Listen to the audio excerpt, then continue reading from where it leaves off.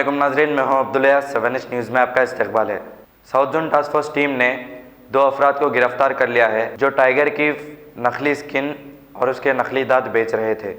इन्हें गिरफ्तार करते हुए अदालती तहवील में दे दिया है। आइए देखते हैं ये रिपोर्ट।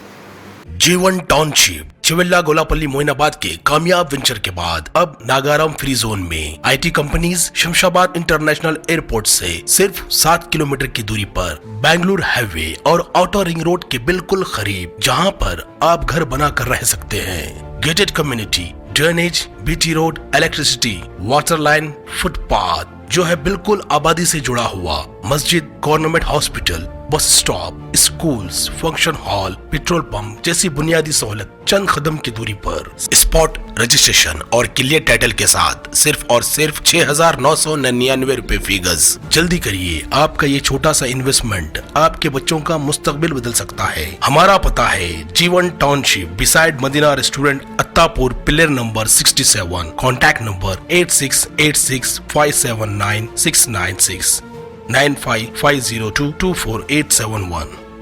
खबर है शहर की, खबर है गाँव की, खबर है सारी दुनिया की। 7H न्यूज़ पसंद आए तो लाइक कीजिए, शेयर कीजिए और सब्सक्राइब करना ना भूलें। 7H न्यूज़, आपकी आवाज।